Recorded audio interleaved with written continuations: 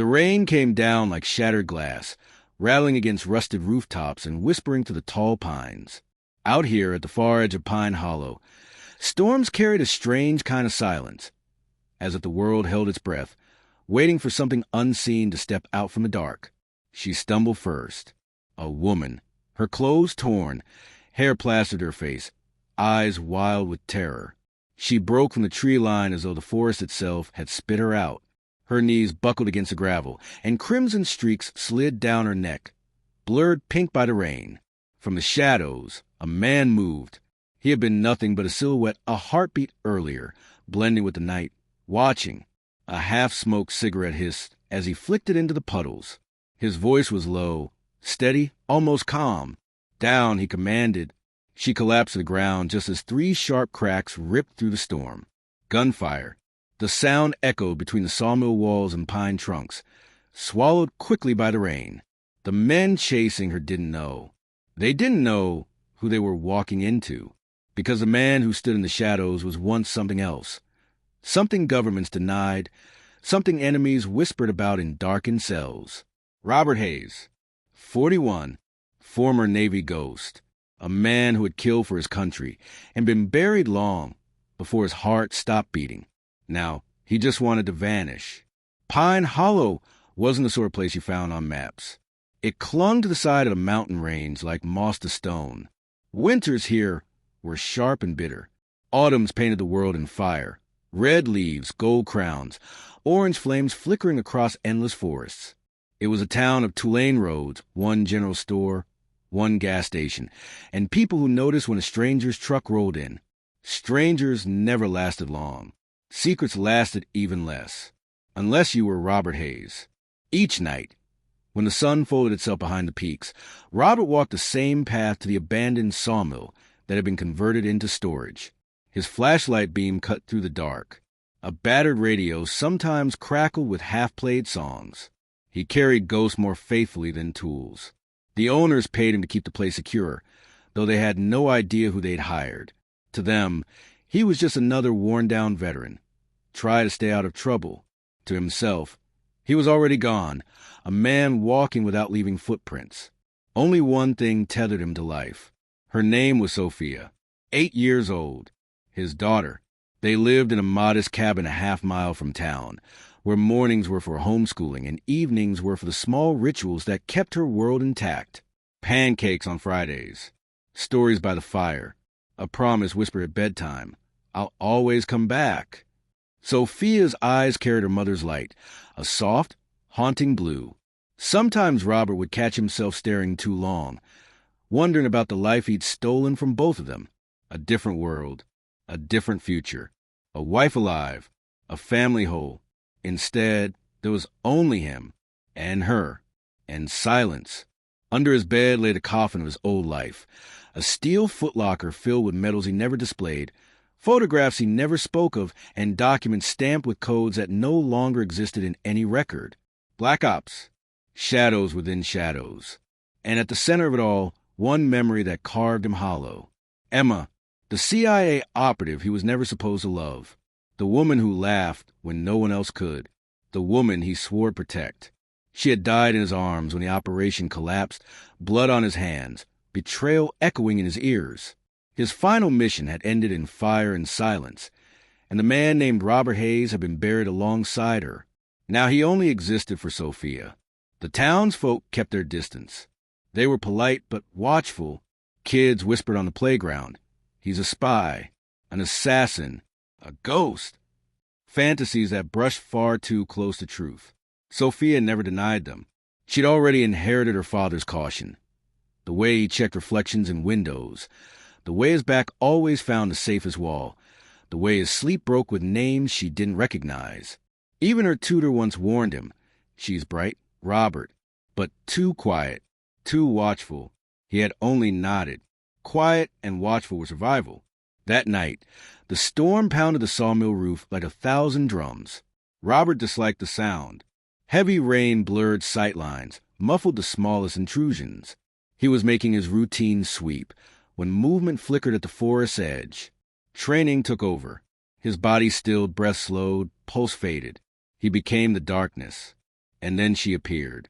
The woman crashed into the clearing, falling hard onto the gravel, palms scraping raw. Rain plastered her dark hair to her face. Blood mixed with water, dripping into the mud. Her voice was barely audible against the storm. "Please," she whispered, "don't let them find me." Robert's instinct screamed at him to demand answers, to assess threat, to calculate variables. But questions wasted seconds. Seconds got people killed. He shrugged off his jacket and tossed it over her shoulders. Then, with a sharp gesture, pointed toward the small office built inside the mill. "Move." The engines came next, low, guttural roars vibrating through the trees. Motorcycles. Multiple. Robert hustled her inside, drew the blackout curtains tight, and locked the steel door. She stood in the center of the room, shivering so hard her teeth chattered. "Bathroom," he said, pointing. "Towels on the hook. First aid under the sink." She hesitated, eyes wide. "You're not going to ask who's after me?" Robert's hands moved through a locker, pulling out dry clothes. His voice was flat. "Would you tell me the truth?" For the first time since she stumbled from the woods, a faint smile tugged at her lips. "Probably not." "Then we're saving time." The growl of engines grew louder, headlights slicing through the storm. Robert guided her to a concealed hatch in the floor, an old loading tunnel he had quietly rebuilt months earlier. "Down there," he ordered. No sound. She didn't argue. She climbed into the dark, eyes widening at the eerie preparedness of it all. The hatch closed. The rug rolled back. The headlights swept across the windows. When the knock came, Rod was already leaning in the doorway, cigarette between his fingers, expression bored. 3 men, black helmets, dark clothes, predators. "Help you?" Robert asked, voice casual, posture loose. "We're looking for someone," the leader said. "Dark hair, mid-20s. Came through here." Robert shook his head lazily. "Just me. Roads are slick tonight. Be careful out there." The leader tilted his head, visor hiding his eyes. "Mind if we look around?" Robert's stance shifted, almost imperceptible. "Company policy. No visitors. Not without a warrant." The silence stretched. 10 long seconds. Finally, the leader pulled a card from his pocket and handed it over. "There's a reward if you see her." Robert took it without glancing. "Sure thing." The engines faded back into the storm. Only after 30 minutes did he lift the hatch. The woman was curled into herself, trembling, arms wrapped tight like a child hiding from monsters. Her eyes met his, not with fear, but with the quiet resolve of someone who had been running far too long. "My name is Emma," she said softly. "Emma Rivera." Robert didn't answer.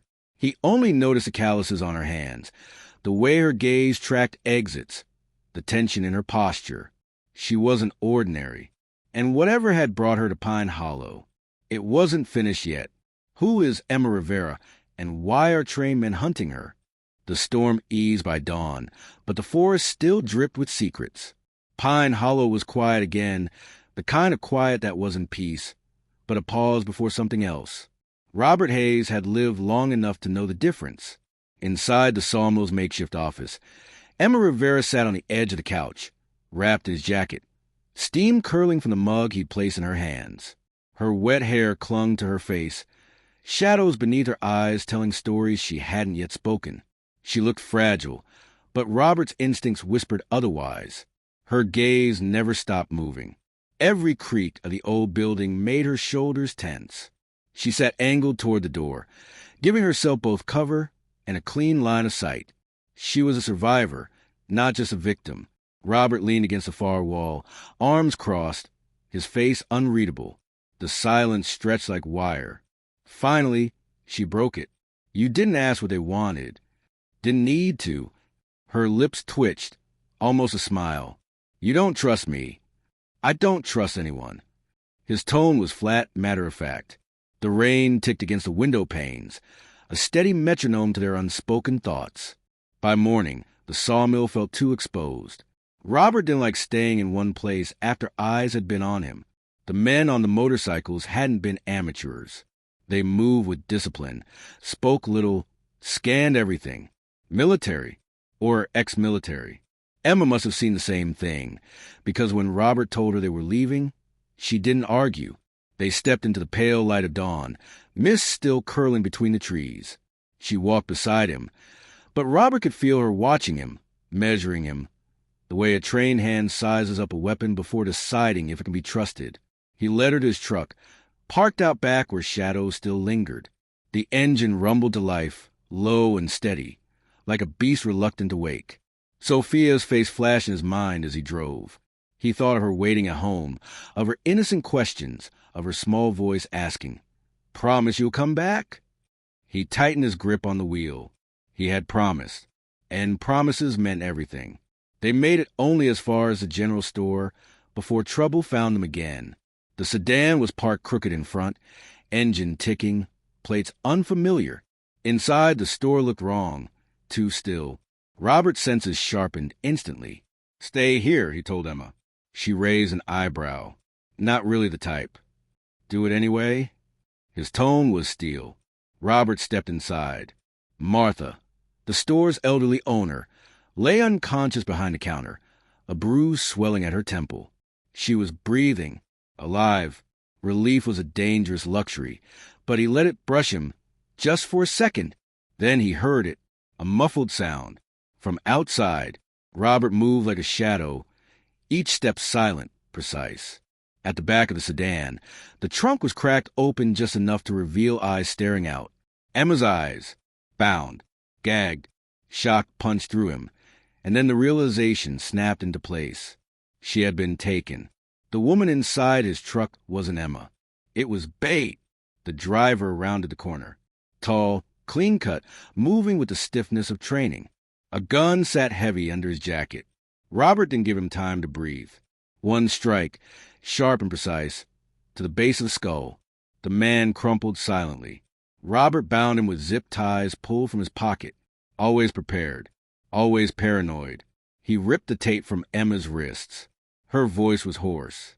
"How did you—" Later, he cut her off, scanning the alley for more threats. "We need to move." Her eyes burned with questions, but she followed. Robert drove fast, too fast for the narrow mountain roads, until the store and the strangers were nothing but ghosts in the rear view.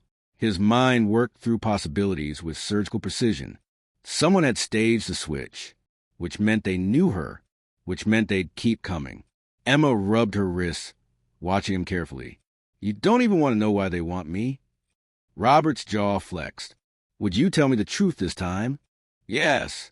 Her voice was steady now. "If we live long enough." They stopped at a ranger station long abandoned, half swallowed by vines and silence.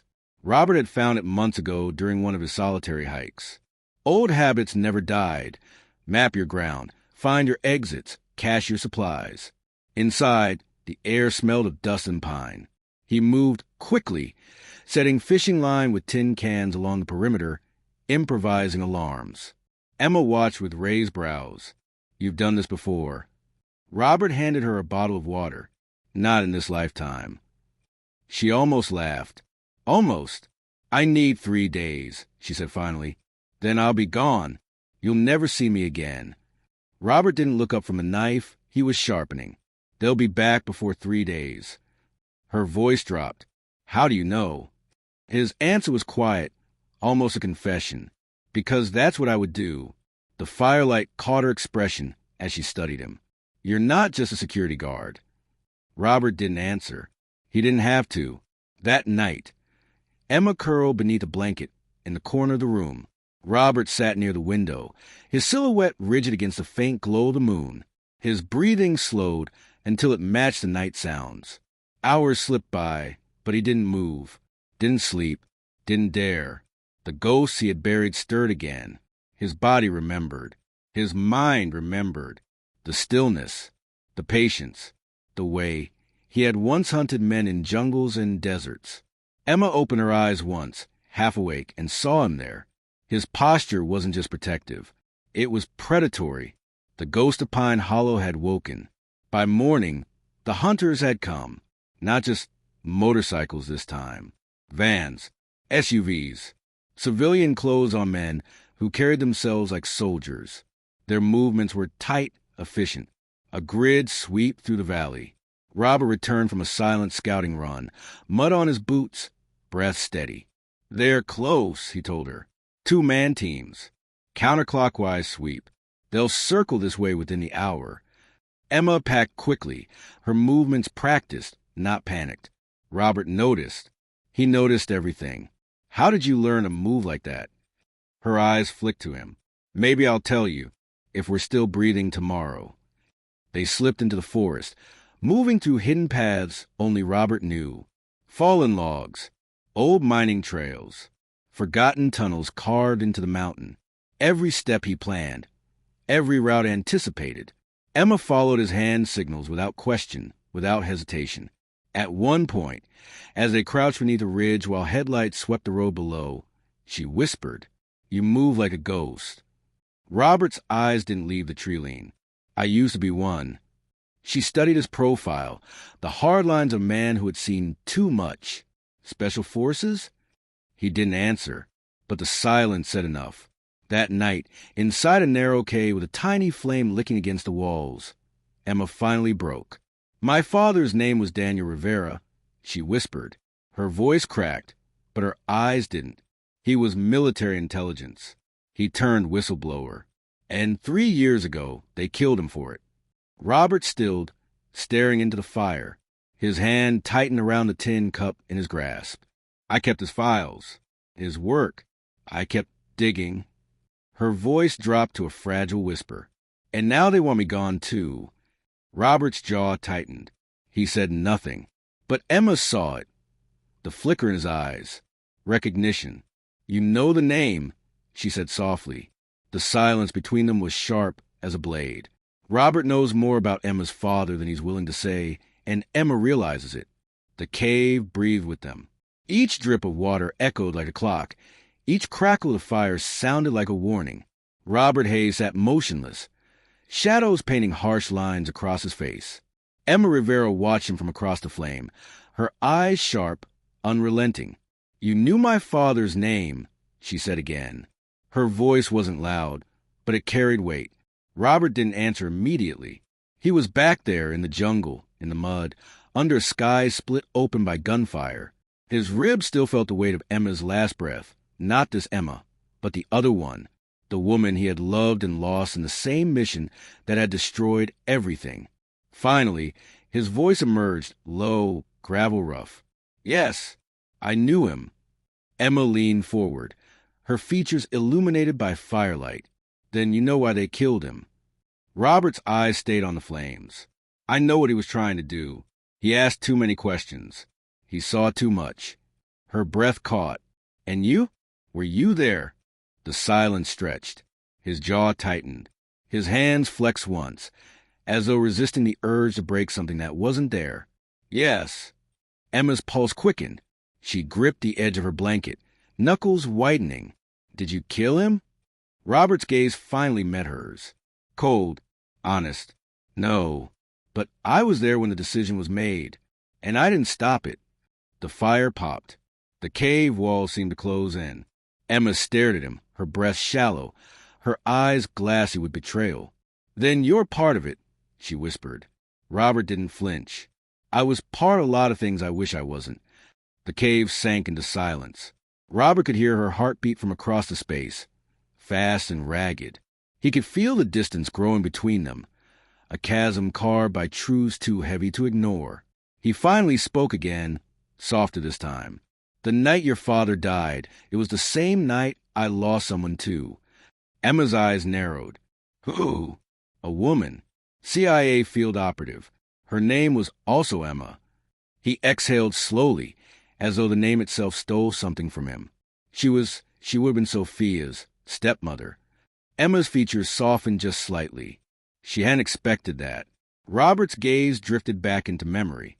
"She died trying to stop them, trying to stop the cleanup. I tried too. Didn't matter. Orders had already been given.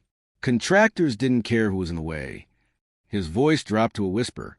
"That night took everything from me." For a long moment, neither spoke.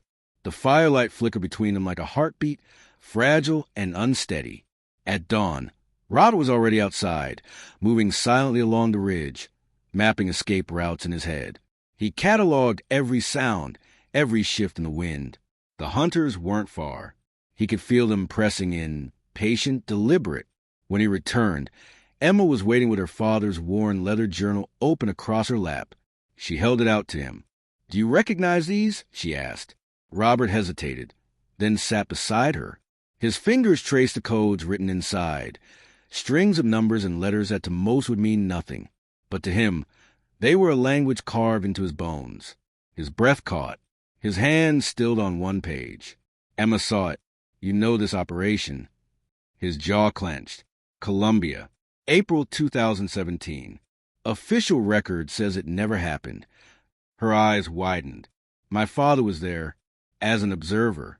He wasn't supposed to be, but he knew something was off. He documented everything. Robert closed his eyes. The weight of the memory pressed down hard. The jungle, the ambush, the gunfire, Emma's scream. "Yes," he said finally, "I was there." Emma's voice trembled. "Then you know what happened. You know they executed the wrong man." Robert's silence was an answer.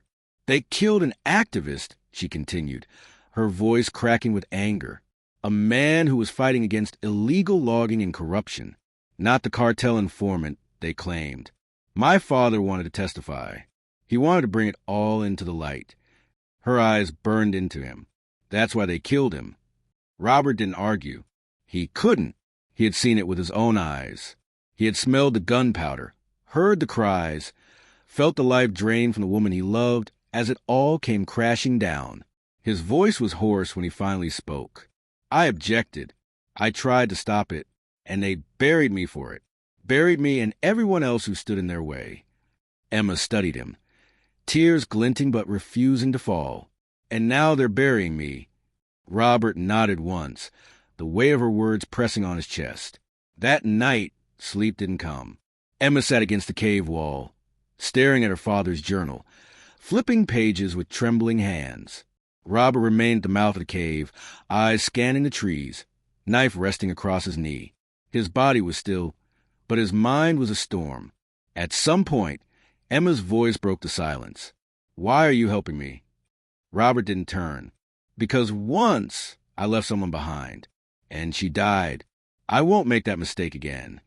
The quiet that followed was different, no longer filled with suspicion, but something else, something fragile.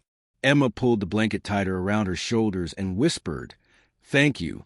Robert didn't reply, but in the darkness, his hand tightened around the knife's handle, as though her gratitude cut deeper than any blade ever could. By the next afternoon, the hunters grew bold. Robert spotted them on a ridge above the valley. Men with optics, scanning, communicating silently. Professionals. They'd been there longer than they should have, which meant one thing. "They're waiting," Robert said when he returned. His voice was grim. "For someone." Emma's expression hardened. Marcus Kellen. The name hit Robert like ice water. He hadn't heard it in years, but it rang through him like a curse. "He was there," Emma continued, her voice shaking with a mixture of fury and fear. "The man who gave the order in Columbia. The one who had my father silenced." Robert's expression darkened, shadows cutting across his face. His ribs ached where Kellen's blade had once kissed him. His memories burned with the sound of Kellen's voice ordering Emma's execution. Emma studied him carefully. "You know him?" Robert's voice was a growl. "I should have killed him a long time ago." The fire in Emma's eyes mirrored his own. For the first time, their pain aligned, not just as survivors, but as soldiers of the same war. The past wasn't just chasing them anymore. It was here, waiting, hunting, and Robert Hayes knew there would be no more running. Marcus Kellen is revealed as the ghost from Robert's past, the man responsible for both Emma's father's death and Robert's broken life. The mist never left Pine Hollow that week. It clung to the trees, drifted through the valleys, softened the edges of the world. To most, it was weather. To Robert Hayes, it was cover. But the men hunting them didn't need cover. They were the kind who made the cover. Professionals, ex-soldiers, shadows with licenses to kill. And leading them was Marcus Kellen. Robert hadn't seen the man in years, but the memory of him was carved into his bones. Silver hair, cold eyes, a smile that never reached them. Kellen was the kind of leader who carried the weight of command like a weapon.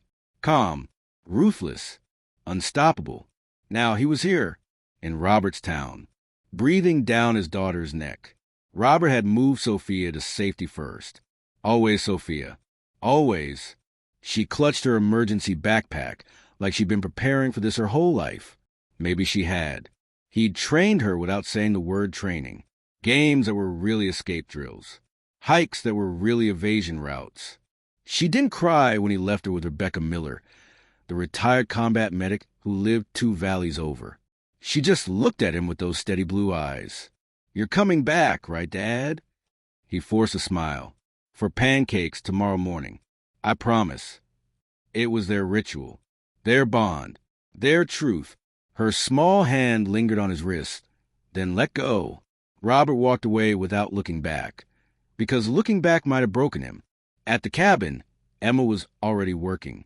She'd pushed furniture against doors, set up cover positions, and laid out every weapon Robert had pulled from his caches. Hunting rifles, knives, even old claymores he'd sworn he'd never use again. She glanced up when he stepped inside. "You didn't run." He almost smiled. "And you didn't either." They stood in the middle of the room, an unspoken understanding hanging between them. Whatever came next, they weren't facing it apart. Preparation turned into ritual. Robert walked the perimeter with silent steps, stringing wire, setting snares, placing noise traps where the forest would swallow them. His body moved with the rhythm of muscle memory. He hadn't wanted this life back, but it slid over him like a second skin. Emma studied him as she checked her pistol. "You were born for this, weren't you?"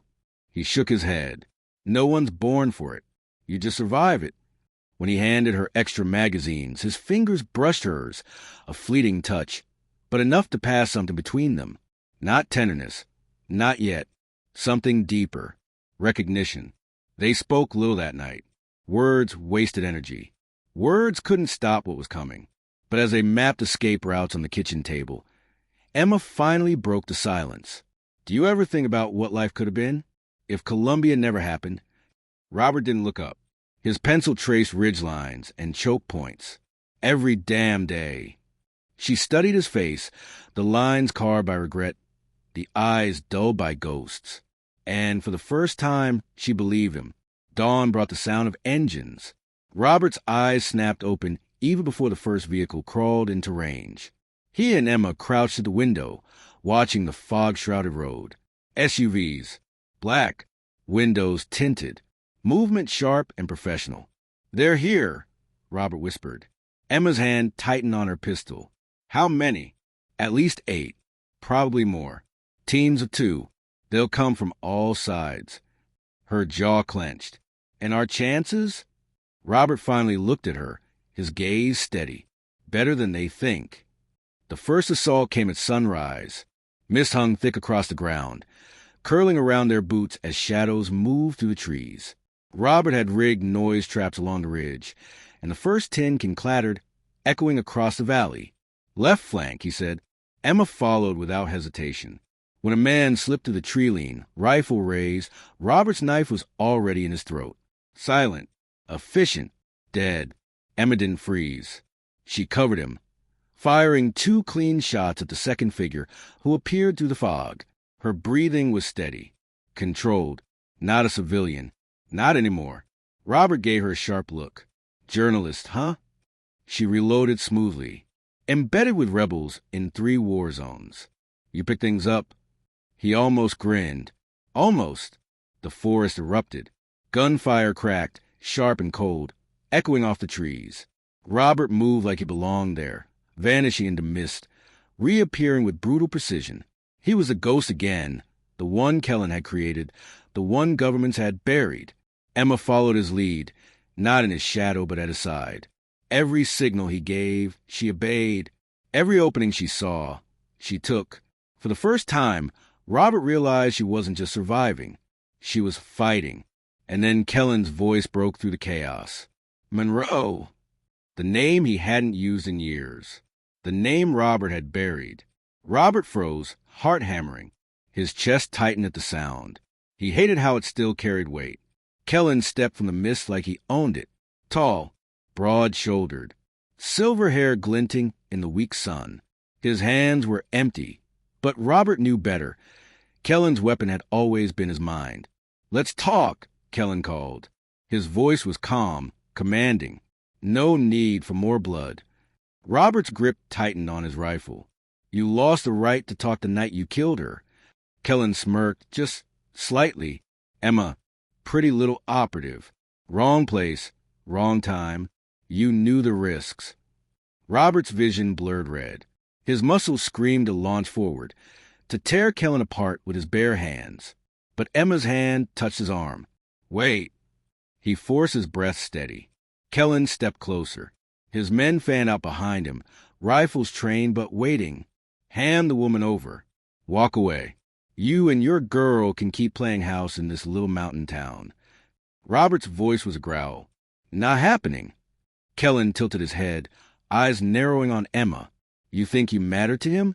You're just another broken cause he can't fix." Emma's pistol rose steadily. "You underestimate broken causes." The standoff stretched like glass about to shatter.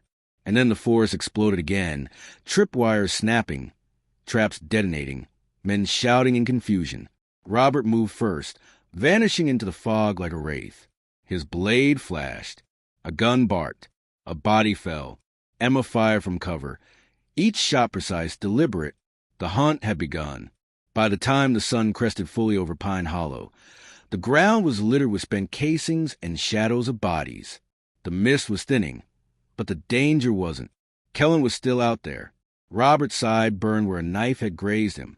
Blood soaked his shirt, but he pushed it aside. Pain was irrelevant.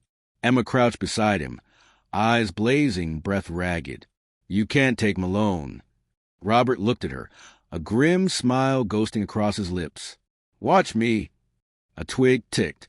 Emma slid into the hollow beside him, eyes bright, jaw set. She touched his side once, quick, clinical, then met his gaze. No words, just a question in her look. "Ready?" He nodded. He didn't have room left for fear, only choices. "Hayes!" The voice rolled through the trees, confident, cutting. "Marcus Kellen, you can still walk away. Hand her over. Take the little girl. Disappear. This doesn't have to end badly." Robert spoke without standing. It already ended badly. Years ago. Silence pressed in. Rain began again, a fine, whispering veil through needles. Somewhere a crow called, then hushed itself, spooked by the wrong kind of quiet. Emma checked her magazine, then drew a breath that shook at the edges. "If you could ask Kellen one question," she whispered, "what would it be?" Robert answered honestly. Why Emma had to die. He meant the other Emma. He didn't have to say it. She knew. "Then ask it with your hands," she said. They moved. Two shapes slipped through the fog, like thoughts you can't quite name. Robert took the ravine line, feet finding the old deer path. Emma ghosted the ridge, counting heartbeats. Hers, his, theirs. Each step a decision. Each breath a ledger entry. The first pair of operators came clean and fast, muzzles forward, eyes up. Robert let the lead man pass, hooked the second into the snare, pulled, swept, quiet. The body folded without ceremony. The lead spun, too late, a palm to the throat, the butt of the rifle to the temple. Drop, gravel hissed. The forest took the sound and buried it. Emma caught motion to her right, a flanker going wide. She lay flat, waited, let him pass so close she could smell the solvent on his weapon. When he paused to key his mic, she rose behind him, hand sure, forearm tight under his jaw. He kicked twice and then stopped. She lowered him gently, like setting down a secret. Her hands trembled after. She pressed him against the earth until the tremor drained into the ground. 3 down, she breathed, barely moving her lips. How many left? Robert's voice whispered back through the trees. Enough. The fog thinned for a single heartbeat. Kellen stepped into view. He didn't hurry. He never had to. He wore the same expression Robert remembered from another country, another war, mild interest, like this was a drill he'd run 100 times. Two men fanned behind him, spacing perfect, weapons ready. "Monroe," Kellen called, using the name Robert had buried. "You know how this ends." "Differently," Robert said, and was already moving. He cut left, then right, drawing fire, letting the bark eat the rounds. Emma's reply came sharp and precise, pinning one of Kellen's men behind a rotted log. Robert slid on his hip, came up clean, and put the second down with a burst that felt like a full stop at the end of a long sentence. Then it was just Kellen. They saw each other the way old enemies do, past the bodies, past the weather, past the years. Two men built of orders and aftermath. Kellen's smile never reached his eyes. "You should have taken my offer." Robert dropped his rifle, not by mistake. "You should have left my town." The space between them closed. Fists, elbows, the hard grammar bone on bone. Robert's ribs screamed. Kellen's knee found scar tissue and sang it like a piano key. They hit the earth and rolled. Needles stuck to blood.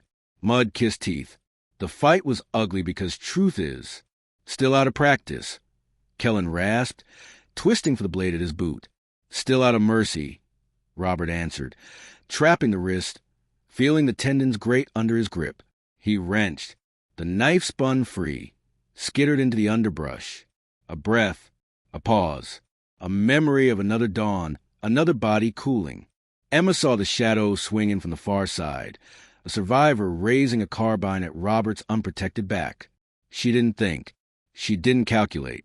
She leveled and fired once, twice. The man crumpled like an apology. Kellen used a distraction. His head smashed into Robert's cheekbone, white flash, ringing. He rolled, reached for his sidearm, muzzle fighting into line. "Stop," Emma shouted, stepping into the open, pistol up, voice iron. "Do you really want to find out how fast I can upload?" Kellen's finger tightened, then eased. His eyes flicked, fast feral, between her and the tree line. A sliver of uncertainty, open like a door left on the latch. Emma went on, steadier now. "Your clients, your accounts, the names you buried under contracts and cutouts. I don't have just this." She tapped a journal at her chest, the one that had lived against her heart for years. "I have redundancies. A dead man's bundle. Agencies. Reporters. Senators who hate your friends more than they hate the truth. Kill us," and the files breathed louder. Kellen listened. Of course he did. Men like him always measured cost before conscience. "Bluff," he said finally. "Check you're secure," Emma said. The subject lines aren't subtle. The forest held still. Rain ticked. A crow clacked. Kellen's jaw worked once. That was all Robert needed. He surged, drove his shoulder through Kellen's center, slammed him into the birch so hard the trunk shivered. The gun fell. Robert pinned the arm, elbow on elbow, his weight a verdict. Kellen hissed, reached for a throat that wasn't where it used to be. Age had stolen half a step from him. Robert had paid for that half step with years. "Look at me," Robert said. His voice was low, even. "Say her name." Kellen stared through him. Which one? There were so many. For a moment, the world tunneled. Robert saw Columbia, saw the blood, saw the woman whose laugh he still heard when the house went quiet. He felt a heat that could burn down a life. He didn't feed it. "No," he said, almost to himself. "The fire stops here." He broke Kellen's grip, stripped plastic cuffs from his belt habit, always, and cinched the wrist hard enough to make bone complain. Kellen spit mud and contempt. "You think this fixes anything?" "No," Robert said. "It just keeps my daughter safe today." Emma stood over them, breathing hard, rain threading her hair into dark lines. She watched Robert, not Kellen. She saw the choice he'd made. She nodded, small and sure. "Move," Robert told Kellen, hauling him to his feet. "Path to the service road." "You know the one." They walked. The forest watched. At the road, tires hissed on wet gravel. The sheriff's cruiser slid into view. Lights off, just like Robert had asked in a midnight text he drafted and almost didn't send. Martha from the general store sat shotgun, bruised, yellowing, eyes hard. Rebecca's pickup eased and behind. Sophia's small face at the window, pale with worry, brighter with relief. Dad, she cried, voice cracking on a single syllable. The world tilted sweetly. Robert's knees almost forgot how to be knees. He steadied himself. The sheriff, practical, weary, not stupid, looked from Robert to Kellen to the quiet, careful staging of it all. He read what he needed to read and didn't ask for the rest. Sometimes justice is just a door you hold open until the right wind blows through. Hands where I can see them, he said to Kellen, voice bland as oatmeal. Kellen smiled a lawyer's smile. I'll have a phone call in 10 minutes. Emma stepped closer, held up the journal, then her phone. I have 1,000. The sheriff cuffed Kellen, slid him into back seat, and kept his eyes down while he closed the door. People in Pine Hollow had a genius for not seeing what would only make their lives harder. The rain softened to a hush. Sophia ran at Robert and slammed into him with all 8 years of herself. He caught her, buried his face in her hair, breathed in the smell of smoke and maple syrup that somehow, impossibly, clung to her everywhere. You promised pancakes, she said into his jacket. I did, he said. His voice broke. I still do. Emma stood a step away, suddenly unsure where to put her hands. Sophia turned, studied her with the solemn attention kids reserve for people who might matter. Are you staying? Sophia asked. Emma looked at Robert. Robert looked at the trees. The pines whispered in a language older than forgiveness. For now, Emma said, if that's okay. Sophia nodded like a judge. We have a cat that pretends not to like people, she said. That might help. They laughed. The sound surprised them all. A month later, a new porch faced the valley. Smaller house. Fewer ghosts. Robert laid shingles in slow, careful lines. His side still hurt when he twisted wrong, so he twisted right.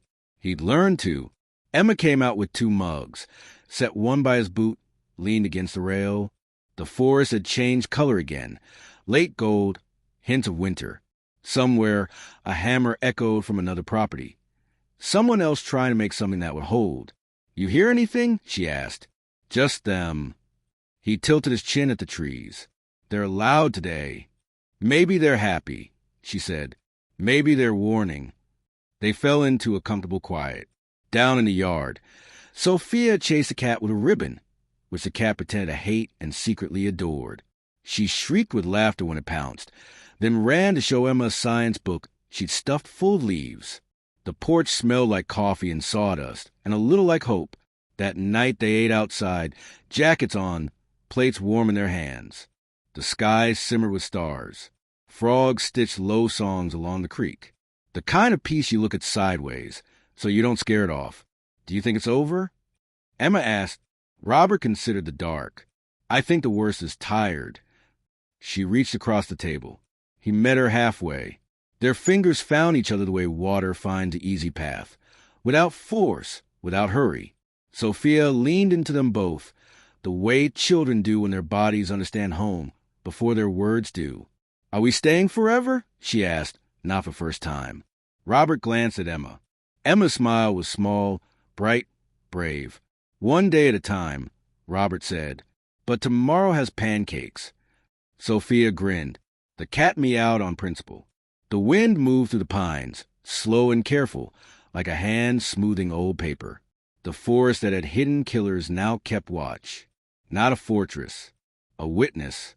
Robert lifted his face to the night, felt the cold on his skin, and let the ache inside cost him nothing. He could live with ache. He'd learned how. He squeezed Emma's hand. Tell me something true, she said softly. He thought for a moment, then gave her the plainest thing he owned. I didn't survive to disappear. I survived to be here.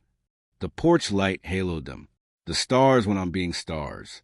And if you were standing where he stands, with a past that still knocks and a future that asks for your hands, would you keep running or turn and build anyway?